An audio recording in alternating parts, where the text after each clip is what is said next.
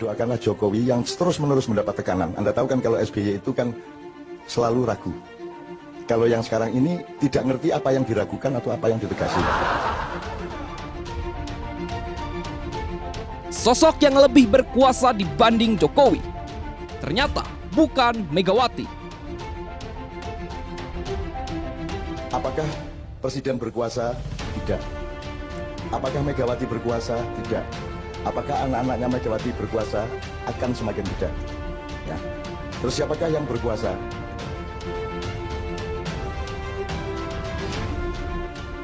Yang berkuasa tidak pernah muncul di media massa.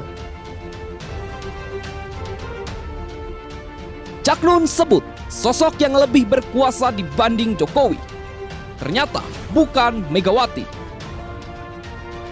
Lalu, siapa yang lebih berkuasa dibanding Jokowi?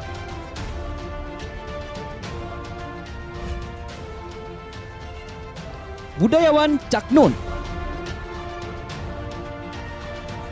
Siapa di belakang Jokowi dan Megawati yang mengendalikan mereka tersebut?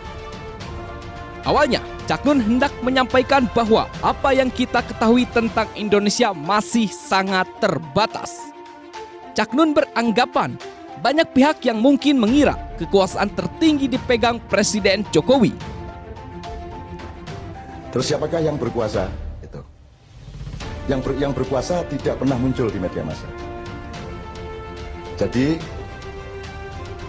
mereka membutuhkan ketidakpastian dari pelaku-pelaku di panggung ini diadu domba sedemikian rupa. Nah, siapakah yang mengadu domba? Yang mengadu domba ini juga sedang bertarung di antara mereka. Jadi nanti ada skala global internasionalnya, terus nanti ada tajalinya yang agak regional nasional, gitu ya. Namun, kenyataannya ada sosok lain yang lebih kuat di balik Presiden Jokowi. Indonesia ini bukan hanya sekedar yang kamu sangka. Ada segmen-segmen, ada level-level, ada kader-kader yang menjadi faktor berubahnya Indonesia. Jangan pikir Indonesia berlangsung seperti yang kalian skenariokan. Meski demikian, Cak Nun justru mengaku kasihan terhadap Presiden Jokowi. Sebab selama menjabat, Jokowi berada di bawah tekanan berat, sehingga suara yang dia sampaikan bukan menjadi satu-satunya keputusan mutlak. Nah, mereka ini pokoknya kalau enggak Yahudi Timur ya Cina Barat. Ya, gitu.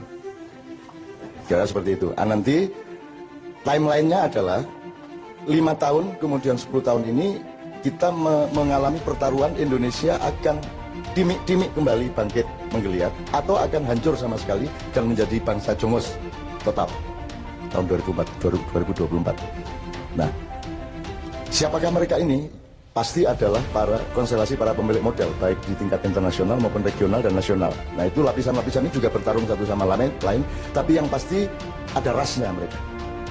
Yang paling bermain adalah orang-orang yang sudah datang ke Nusantara sejak abad ke-13, tetapi sampai hari ini mereka berposisi masih tamu secara kultural di Indonesia. Cak Nun juga membeberkan bahwa Presiden Jokowi tak sepenuhnya berkuasa di Indonesia, sebab ada kekuasaan lebih tinggi yang kini mengendalikannya. Dia memastikan jabatan presiden yang diemban Jokowi tak membuatnya berkuasa secara utuh. Namun, dia menduga bukan ketua partainya, Megawati Soekarno Putri, yang mengendalikannya. Apakah Presiden Joko Widodo berkuasa? Apakah Megawati berkuasa? Apakah anak-anak Megawati berkuasa? Terus, siapa yang sebenarnya berkuasa? Dia yang berkuasa tidak pernah muncul di media massa, ungkap Cak Nun. Jadi mereka membutuhkan ketidakpastian dari pelaku-pelaku di panggung ini, diadu domba sedemikian rupa, tambahnya. Cendekiawan Muslim ini kemudian menjelaskan gejolak politik yang terjadi di tanah air dipengaruhi kelompok atau jaringan di luar negeri. Bahkan, Cak Nun menilai kelompok global tersebut menjadi salah satu pihak yang memegang kendali kekuasaan.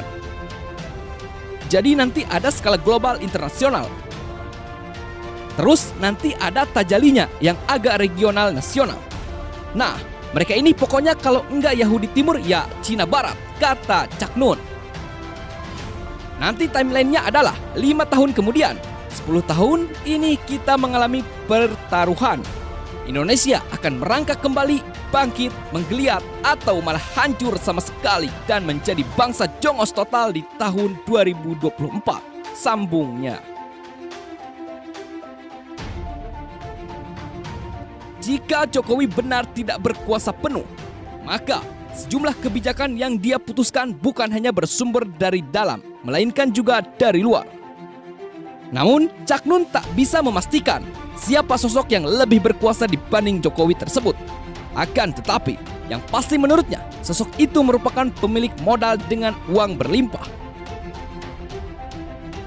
Siapakah mereka ini? Pasti ada para konstelasi para pemilik modal, baik di tingkat internasional, regional, maupun nasional.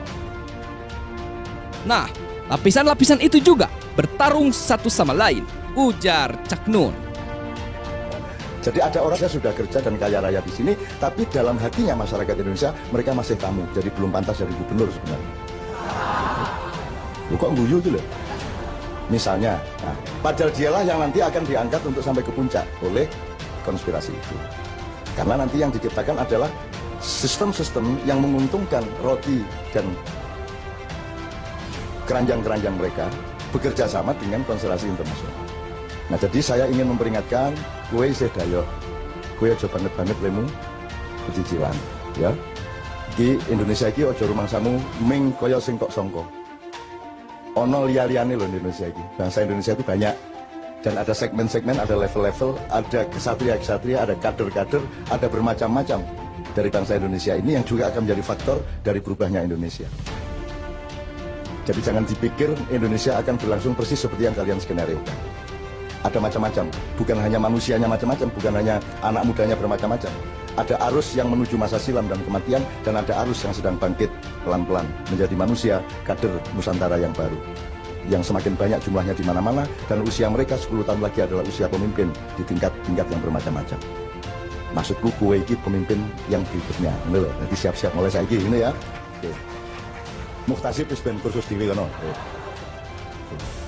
Karena dia punya kesibukan sendiri yang sifatnya kosmis ya, dia kosmis. Pokoknya dia hubungannya sama Tuhan konflik tiap hari sama Tuhan. Dia karepmu kowe iki, akhirnya lagi beda. Itu urusan. Itu kan salah satu hiasan Indonesia sehingga disukai para malaikat karena ada kaumul muhtasibin gitu kan. Oke ya, jadi singkat kata begini. Anda jangan benci Jokowi, jangan benci Mega, jangan benci siapapun yang seakan-akan sedang berkuasa. Anda harus merasa kasihan kepada mereka. Dan doakanlah Jokowi yang terus-menerus mendapat tekanan. Anda tahu kan kalau SBY itu kan selalu ragu. Kalau yang sekarang ini tidak ngerti apa yang diragukan atau apa yang ditegasi.